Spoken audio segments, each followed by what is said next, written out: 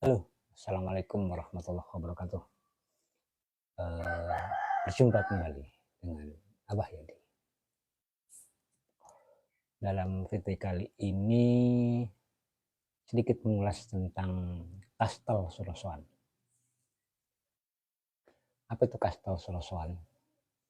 Jadi ada satu piagam yang dikenal dengan istilah Kastel Sorosoan itu di era Sultan Ageng Tirtayasa. Nah, Kastel Sorosoan ini apa sih?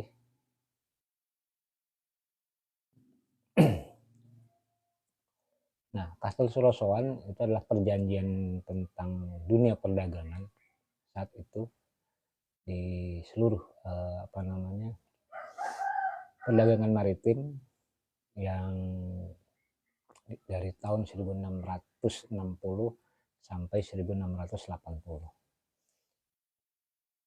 Perjalanan maritim di dunia itu di bawah naungan Kastel Sorosoan. Ada satu piagam namanya Kastel Sorosoan, dan siapapun yang melanggar perjanjian itu maka kapalnya dirompak, barangnya diambil, kapalnya ditenggelamkan, orangnya kemudian dibuang. Nah, ini yang Kastel Sorosoan. Nah, beberapa laporan-laporan, karena ini laporannya terpisah-terpisah, nggak runtut. Satu piagam itu hanya menyebut ada satu daerah di satu kesultanan di Sumatera itu melakukan entah kesalahannya apa, itu dibuang ke Afrika, tapi dokumennya masih dilacak nih. Terjadi di tahun 1667. Nah, Kastel Sorosoan ini nanti akan ketemu kenapa Sultan Haji dan Ageng Tirtayasa terjadi konflik saudara, perang internal. Karena selama ini VOC yang jadi yang menyerang Banten. Jadi VOC itu cemburu sebenarnya. VOC itu cemburu terhadap beberapa negara-negara yang tergabung dalam Kastel Sorosoan. Jadi kalau sekarang kelompok negara-negara usaha, negara-negara bisnis ya kan, kemudian gabung jadi satu, militer terus bisnis, itu di bawah satu perjanjian 5 atau 6 negara yang saling menguntungkan. Nah, Banten di masa Ageng Tirtayasa itu masuk kategori yang memimpin untuk perdagangan maritim itu. Maka yang dikenal dengan Kastel Sorosoan. Kalau dalam Kastel itu artinya puri ya, puri Sorosoan. Kalau dalam ini. Nah, Kastel Sorosoan inilah yang menjadi pemicu VOC bagaimana caranya untuk merebut jalur dagang di dunia. Bukan Banten, dunia. VOC itu ingin merebut jalur dagang di dunia. Karena baru kesepakatan itu, ini masih dilacak dokumen kesepakatan Kastel Sorosoan itu. Tapi kalau di dokumen 1678 itu dikenal dengan istilah Agon, Louis, dan Nicholas. Itu udah menjelang di fase akhir karena memang rongrongan dari VOC ini sudah mulai terlihat. Nah, perdagangan apa yang menjadikan Banten menjadikan pimpinan untuk menguasai dagang dunia. Ini di Kastel Sorosoan ini mungkin tidak banyak untuk para pengkaji Banten untuk di masa Ageng Tirtayasa yang belum terungkap. yang belum terungkap. Dan logonya, logo kastelnya itu, logo piagamnya itu ada mahkota yang ada kaligrafinya, ada lafaz basmalah, bismillahirrahmanirrahim. Di atasnya ada ini, di piagamnya itu. Berarti apakah itu, makanya kemarin saya cari ke googling, di mana yang menyebut nama Surosoan selain di Banten atau di negara atau di, karena untuk memastikan Kastel Surosoan itu. Nah, ternyata memang Kastel Surosoan itu di dokumen di tahun itu, setelah penandatangan Kastel Surosoan itu ada dokumen yang menceritakan tentang bahwa Ageng Tirtayasa mengelilingi Inggris dan Prancis, termasuk juga India, yang pergi ke Eropa, mungkin untuk penandatanganan itu perjanjian Kastel Surosoan ini. Jadi para pengkaji Tirtayasa, pengkaji Banten, haruslah mulai imajinasinya itu bukan lagi imajinasi tentang mistismenya, tapi Banten dengan piagam atau plakat Kastel Surosoan ini, bahwa Banten pada zamannya menguasai pasar dunia.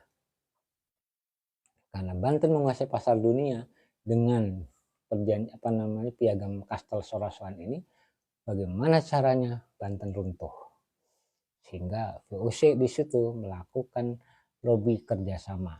Sekutu VOC saat itu yaitu adalah Portugis, untuk menyiapkan strategi untuk melumpuhkan kekuatan ekonomi dan militer di Banten. Mulailah di tahun 1673. Karena sebelumnya belum ada konsensus untuk pengangkatan putra mahkota. Ketika sudah ada konsensus pengangkatan putra mahkota, VOC baru memainkan peran di situ. Bagaimana caranya? Jadi ini konfliknya Sultan Ageng Tirtayasa dan Sultan Haji itu kan konflik dunia, bukan konflik lokal. Konflik dunia.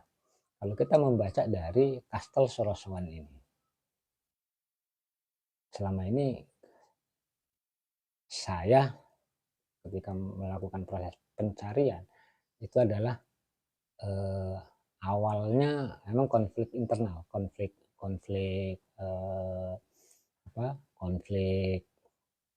antara orang tua dan anak, atau pemerintah daerah dengan pemerintah pusat ya.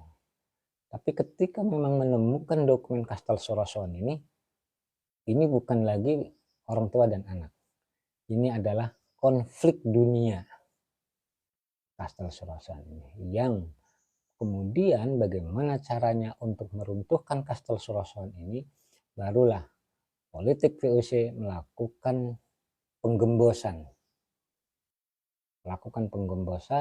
Bagaimana caranya kemudian ketika putra mahkota naik, Kastel Surosoan ini runtuh, maka akan bergabung dengan VOC. Karena VOC itu bukan negara. VOC itu adalah pedagang, jadi pembisnis lah, pengusaha. Nah, Kastel Surosoan ini juga perjanjian tentang usaha, tentang dagang di Kastel Surosoan. Makanya kalau untuk mencari dokumen tentang Ageng Tirtayasa di tahun 1660, 1658 sampai 1678 ini akan relatif lebih bisa memahami, baik dari dokumen-dokumen koran atau dokumen-dokumen yang lain.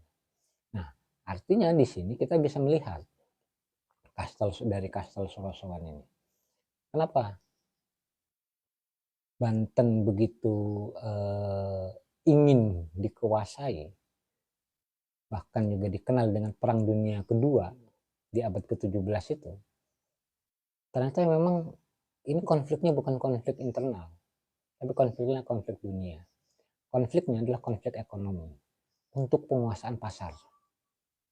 Karena Banten menginstruksikan semua harga barang ekspor atau barang impor, yang menentukan harganya itu dari Banten, karena menjabat sebagai Kastel Surasawan ini. Sehingga disiapkanlah pasukan bajak laut. Barang siapa yang tidak mengibarkan bendera Banten, maka dia kapalnya akan dirampok, akan dirompak.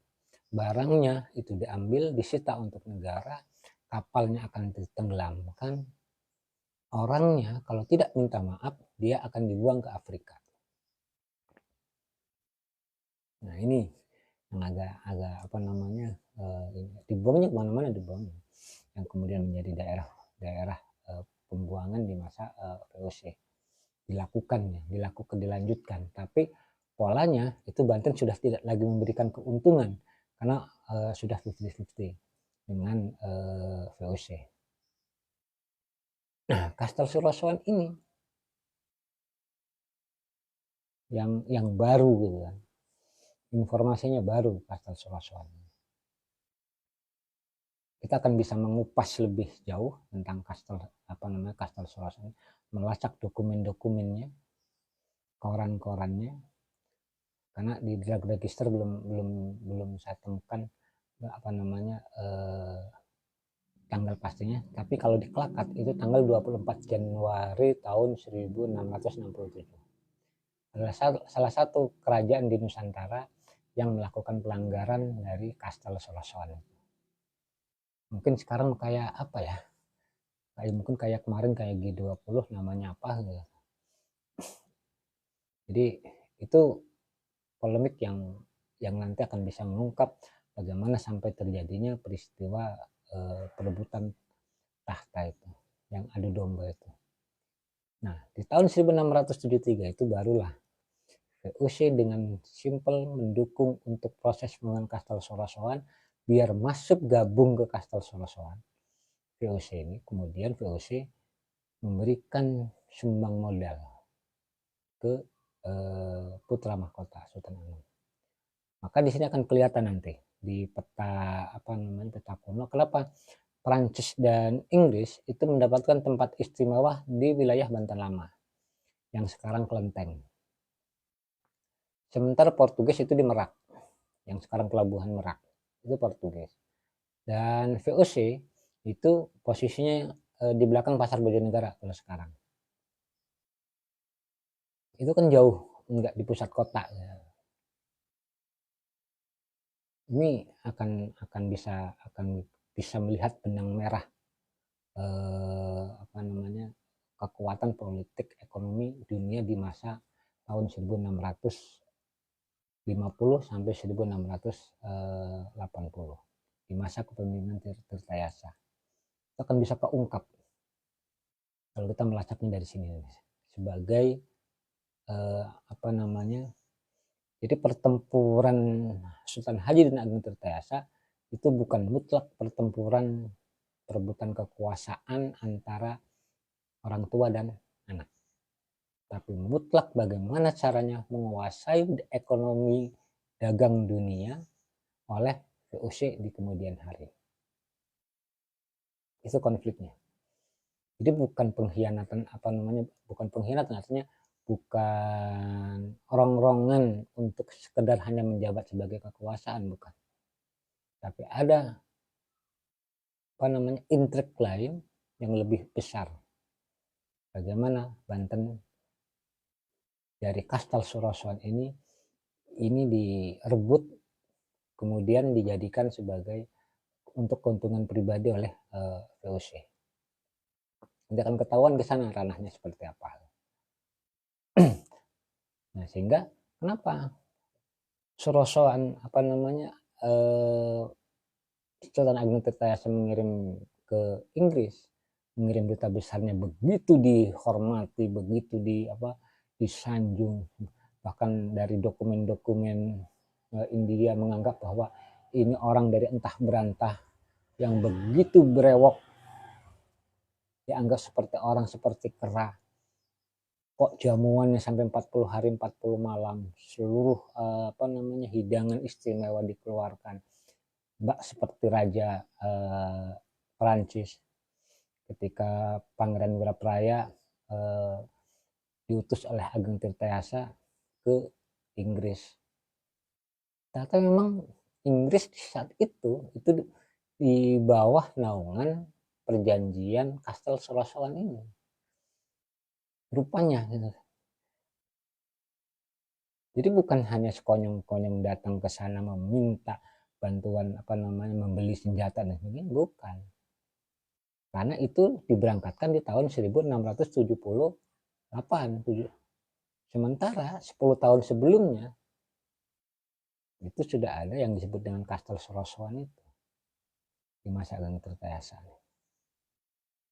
Nah, ini kan berubah. Peta pengetahuan sejarahnya mulai berubah. Nah, bagaimana kita terus kemudian untuk melacak informasi ini supaya kita jangan terkungkung dengan teori-teori sejarah, teori-teori pemahaman masa lalu yang sudah dikemas untuk melemahkan gaya berpikir kita. Seakan-akan kita orang kecil, seakan-akan kita yang tidak tahu apa-apa, seakan-akan kita ini segala macam. Itu jangan. Dengan dokumen-dokumen, serpihan-serpihan dokumen ini, dengan sebut nama saja dari Kastel Sorosoan ini sudah membuktikan bahwa Banten dulu mampu menguasai perdagangan dunia dari piagam Kastel Sorosoan ini. Nah, ini kan lebih menarik ya. Karena kalau hanya berbicara tentang menyebut kata Sorosoan hanya sebagai benteng kota, sebagai kemudian yang banyak lahir muncul cerita-cerita mitologinya, itu kan seakan-akan orang yang putus asa, yang mata rantai pengetahuannya, mata rantai keilmuan tentang masa lampaunya yang sudah hilang entah kemana. Maka seperti bagaimana membuat misiu, bagaimana membuat meriam, bagaimana ini kan seakan-akan hilang. Tapi kalau kita melihat dari beberapa dokumen tentang Kastel Sorosoan ini justru lebih bermartabat Banten saat itu di mata dunia. Apa yang dibuat oleh Banten? Nah, kenapa Banten seperti itu? Karena Banten itu secara pemerintahan itu ada 3 lembaga besar. Kalau sekarang kementeriannya lah, Dipaningrat, Fakih Najmuddin, dan Mangkubumi. Dipaningrat itu untuk urusan pemerintahan, birokrasi. Terus yang kedua itu Fakih Najmuddin untuk urusan hukum dan keagamaan. Yang ketiga Mangkubumi untuk urusan bisnis, usaha. Mangkubumi. Untuk urusan ekonomi itu ada di Mangkubumi. Siapakah militernya? Nah, tiga-tiganya ini semuanya militer. Wajib. Jadi yang tidak wajib ikut berperang di Banten itu hanya 3. Anak kecil umur 10 tahun ke bawah. Yang kedua, ibu hamil dan ibu hamil perempuan, tapi untuk perempuannya ibu hamil itu yang nggak boleh sama nenek-nenek. Yang ketiga lansia umur di atas 60 tahun yang tidak boleh perang. Tapi selain itu wajib untuk angkat senjata, minimal untuk menjaga wilayah teritorial pemukimannya. Nah, kemudian di militer ini adalah badan-badan, lembaga-lembaga khusus, tapi bukan di bawah naungan 3 lembaga itu, Mangkubumi, Fakih Najmuddin, dan Dipaningrat. Nah, ini bisa kelihatan nih, pemetaannya udah bisa kelihatan kenapa Banten dulu disegani dunia. Bahkan dikenal juga dengan istilah beberapa dokumen-dokumen tentang Banten. Ini juga banyak tersebar di dunia. Maka untuk para di peristiwa itu dari tahun 1667 itu VOC baru datang di Banten. VOC itu. Karena VOC itu tahun 1656 itu sudah hengkang dari Banten karena kekalahan perang dan merasa dapat ancaman, sehingga yang di Bojonegoro itu sudah dibombardir VOC itu di tahun itu. Hanya dapat bagian kecil itu yang ada di Batavia. Bagian kecil yang ada di Batavia yang kemudian menjadi Batavia. Yang di Teluk Bantennya ini tidak mendapatkan apa-apa. Nah, rumusnya ini peta saat itu yang paling banyak dokumen informasinya adalah rumusnya peta ini nih bentuknya.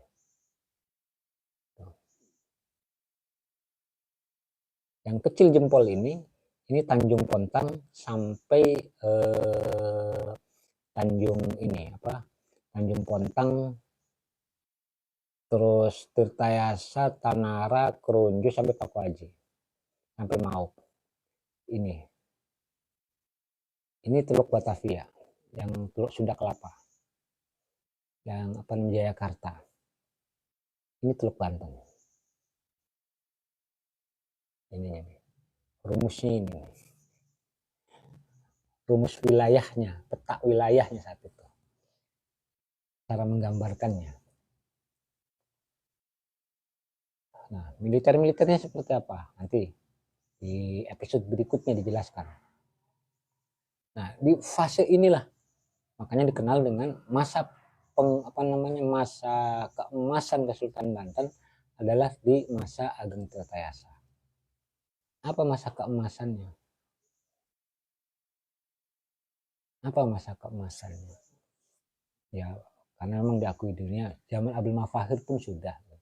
Ternyata zaman keemasannya masa Ageng Tirtayasa adalah menguasai pasar maritim dunia dengan penandatangannya Kastel Sorosoan.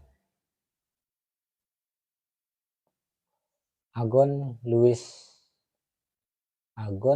dan Nicholas. VOC nggak ikut-ikutan, VOC. Portugis juga nggak ikut-ikutan. Karena di situ perjanjiannya hanya urusan dagang, tidak ada urusan agama. Silahkan cari dokumen tentang Perang Dunia abad ke-17. Perang Dunia kedua abad 17. Di Teluk Banten. Itu banyak disertasi tahun 1700 sampai 1800-an. Banyak tulisan-tulisan ini. Karena Inggris, Prancis, dan Banten saat itu tidak bicara tentang agama, tapi bicara tentang pure bisnis.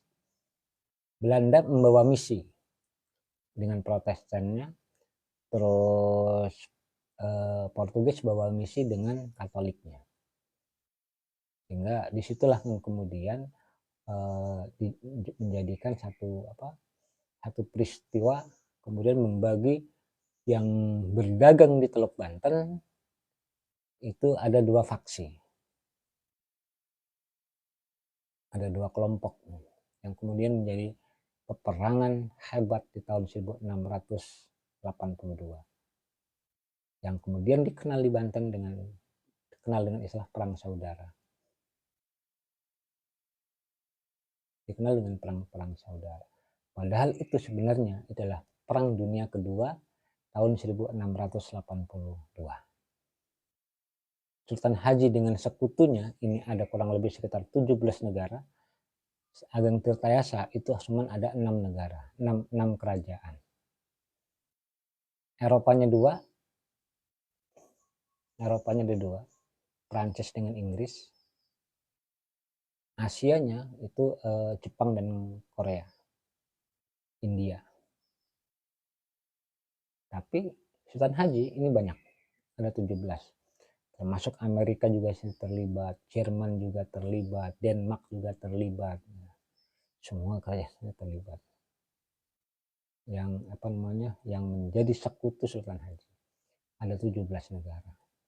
Bahkan Amerika itu saat itu ngirim 2 kapal perang. Dan perangnya itu di Teluk Batavia. Perangnya di Batavia sehingga dibombardir habis-habisan. Nah, ini yang menjadi kalau kita membaca sejarah Banten dari sudut pandang yang lebih luas, bukan sudut pandang mistis ya. Karena sumber eksternalnya yang menggambarkan seperti itu, kita nggak bisa ini. Kalau di sebelum live ini, di kemarin saya ini kan tentang Kastel Sorosoan yang ada klakat piagam bentuk yang disebut dengan Kastel Sorosoan. Dengan ketemuan Kastel Sorosoan ini akan lebih membuka kembali seperti apa besarnya masa kejayaan Banten saat itu.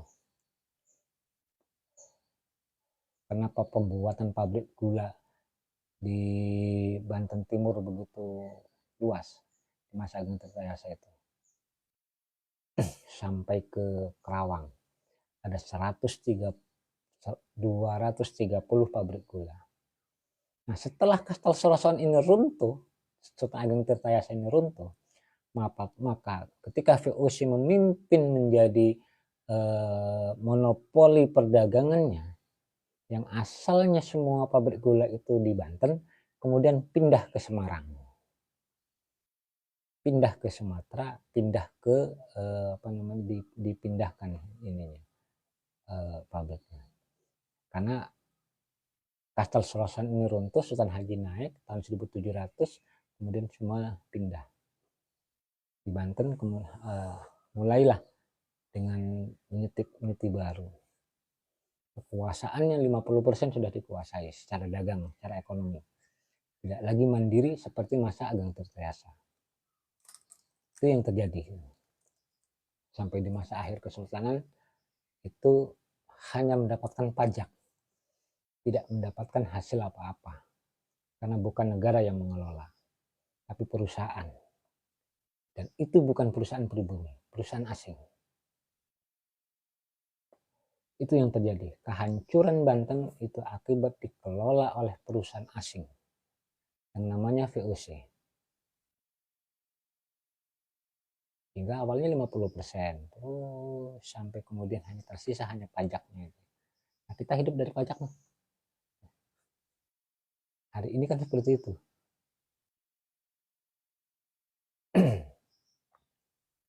Karena saat itu ini sebagai bukti peristiwa masa lalu, kejayaan Banten dan kehancuran Banten menjadi bukti bahwa kita harus mandiri secara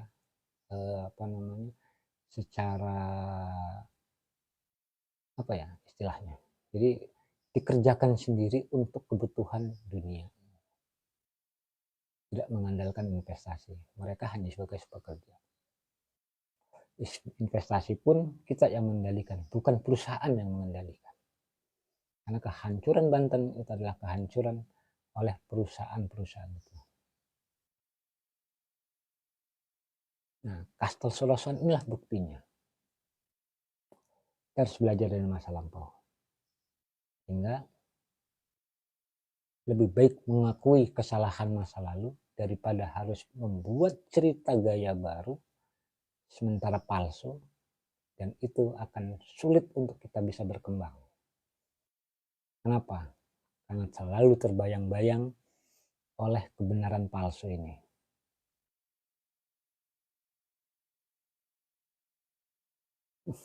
Mungkin itu sedikit ulasan tentang Kastel Sorosoan. Mudah-mudahan bermanfaat. Jika memang ini dianggap bermanfaat, silakan share dan informasikan supaya kita hidup lebih baik di masa yang akan datang dari pengalaman-pengalaman sejarah masa lalu yang kelam, atau yang untuk berusaha memperbaiki bagaimana caranya menata, meneliti, dan menindaklanjutinya untuk kehidupan anak cucu kita. Akhir kata, Assalamualaikum warahmatullahi wabarakatuh.